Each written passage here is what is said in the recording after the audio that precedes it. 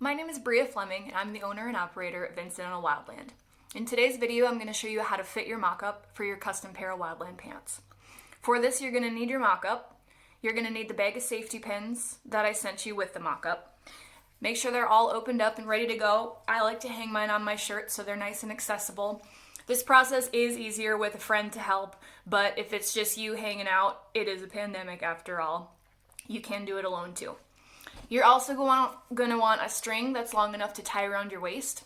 And if your fire boots are handy, throw those on too, because they're going to help you determine your inseam later. A couple of things to keep in mind, especially if you like to wear your pants a little tighter in some areas.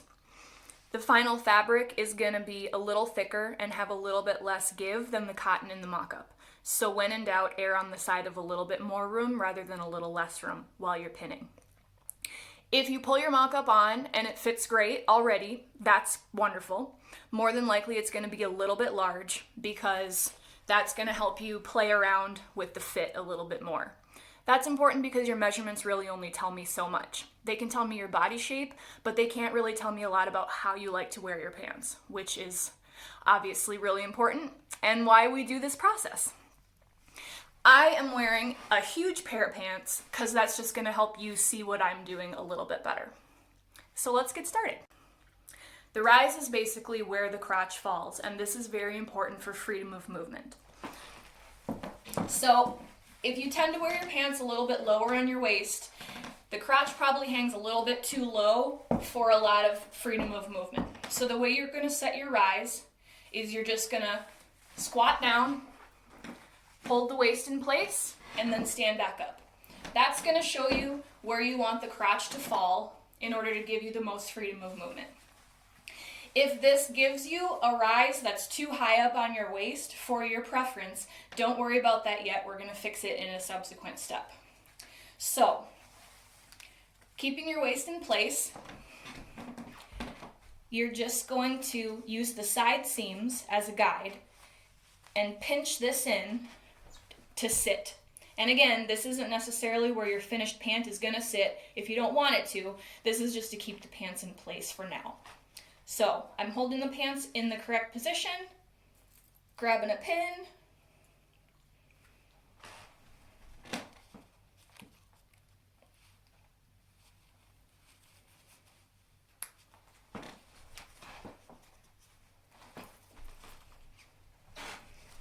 get down here so you can see, and just pinning that extra room up in the waist.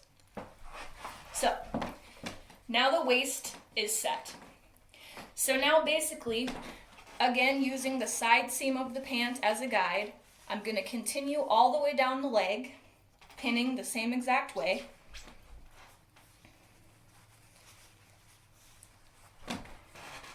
Got a little extra room in the hips, pin that up, and it's good to start at one side, do the same level on the other side, and then move down from there.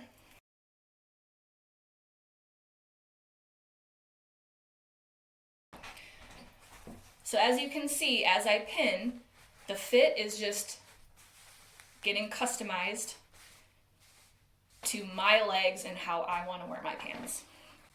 I do set the cargo pockets on your pants as high up as I can without interfering with your front pocket.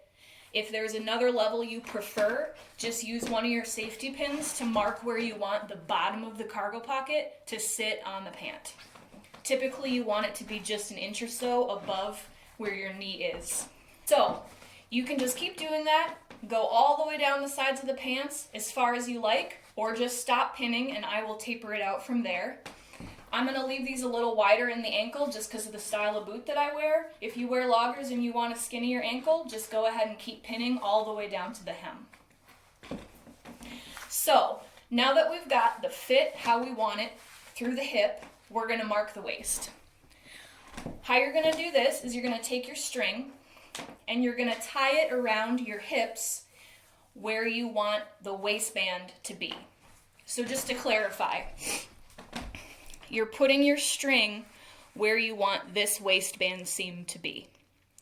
Now, if you want your pants a little bit higher of a rise, They might already be at the level you want, and that's fine. Then you don't mark the waist at all.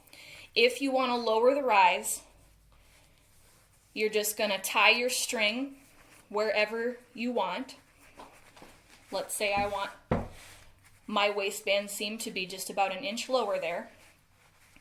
Tie your string around your whole waist, and then grab a Sharpie. I'm not going to do that here because these are a real pair of pants.